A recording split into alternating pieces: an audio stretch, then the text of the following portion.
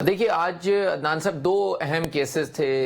اسلام آباد high court میں۔ پہلا تو 9 مقدمات ایسے تھے جن میں چیئرمین پی ٹی آئی کی جو 5 اگست جب سے وہ گرفتار ہوئے تھے، گرفتار ہونے کے بعد وہ جب جیل چلے گئے تو ان کی عدم حاضری کی وجہ سے ان کی جو مختلف عدالتوں میں 9 عدالتوں میں جو ان کے کیسز تھے، جس میں 9 مئی کے واقعات کے کیسز تھے، اس کے ساتھ ساتھ ایک اقدام قتل کا تھا، اس کے علاوہ توڑ پھوڑ، ہنگامہ آرائی، ان تمام کے 9 مقدمات میں ان کی ضمانتیں ختم ہو گئی تھی، خارج کر دی تھی عدالتوں نے۔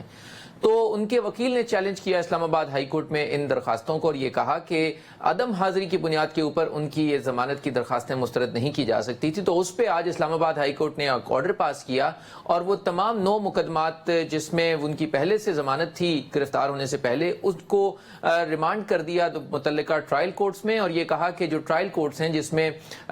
6 جو ہیں وہ سیشن کورٹ میں اور 3 انسداد دہشت گردی عدالت میں، وہ دوبارہ میرٹ کے اوپر ان کو سنیں اور اس کے بعد اس پر فیصلہ کریں۔ ایک تو ان کا 9 مقدمات میں ان کو آج ریلیف ملا اسلام آباد ہائی کورٹ سے، جب ان کی ضمانتیں خارج کرنے کا جو ٹرائل کورٹس کا حکم تھا اس کو اسلام آباد ہائی کورٹ نے کالعدم قرار دیا اور دوبارہ ریمانڈ بیک کیا انہی عدالتوں میں کہ وہ میرٹ کے اوپر ان کو سنیں، غیر حاضری کی بنیاد کے اوپر ان کی ضمانت کی درخواستیں مسترد نہیں کی جا سکتی۔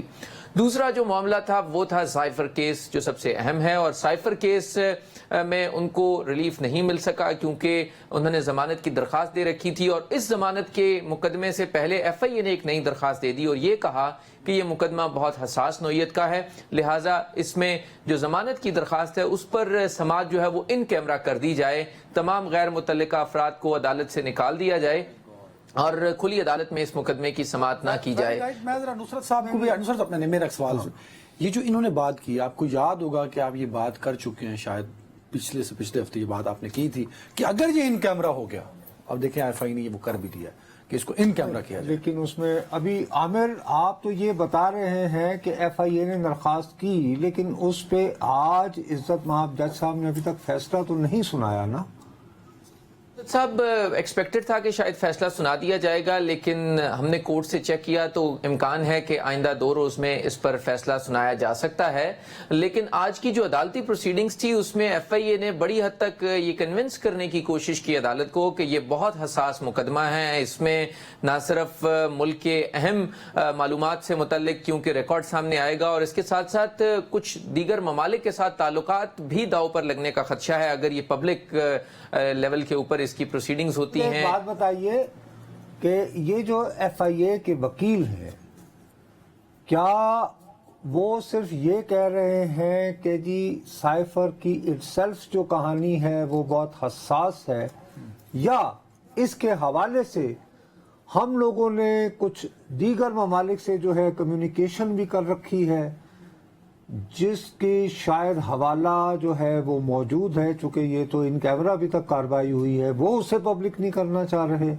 یہ 2 چیزوں میں مجھے ذرا تھوڑا سا کنفیوژن اس میں ایسا ہے کہ کیونکہ سائفر کا آنا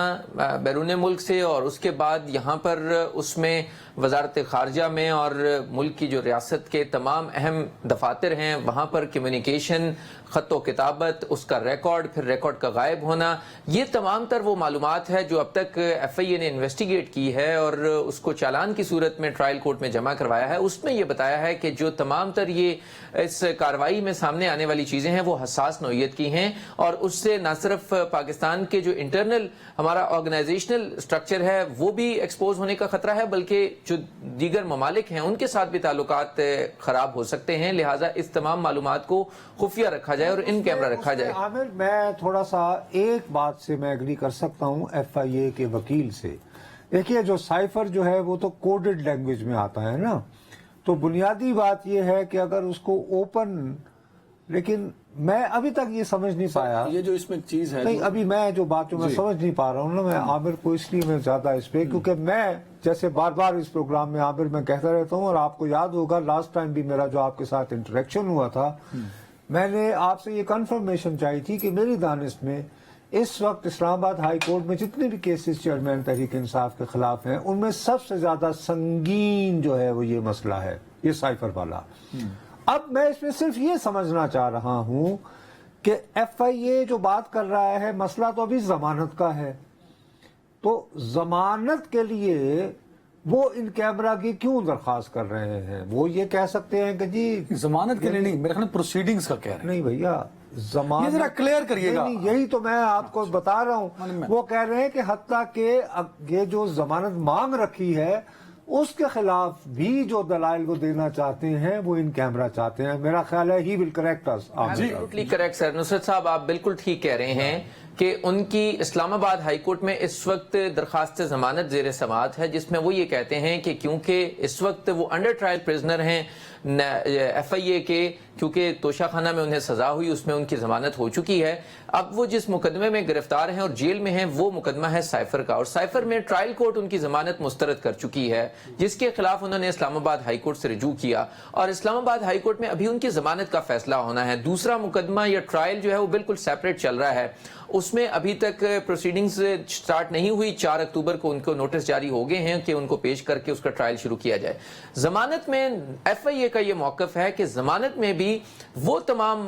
मामलात या वो तमाम चीजें जो रिकॉर्ड पर आनी हैं कि क्यों इमरान चेयरमैन तहरीक इंसाफ की जो दरखास्त है उसको मुस्तरद किया जाए और उन्हें बिहाइंड द बार रहना चाहिए, उनको बाहर नहीं आना चाहिए, क्योंकि उसमें FIA का ये मौकफ है कि उनकी हिरासत जरूरी है और उनके खिलाफ FIA जल्द ट्रायल करने चाहती है। लिहाजा इसी बुनियाद के ऊपर उनकी मुखालफत की जा रही है उनकी जमानत की। ये मुकदमा इस्लामाबाद हाई कोर्ट में जेर समाअत है, तो जमानत तो अभी वहीं पर पड़ी है। सबसे पहले तो ये नया मामला जो इन कैमरा वाला है ये चल रहा है, और पिछले सोमवार के रोज भी अदालत इसी स्टेज के ऊपर थी कि क्या ये मुकदमा इन कैमरा होगा या नहीं होगा।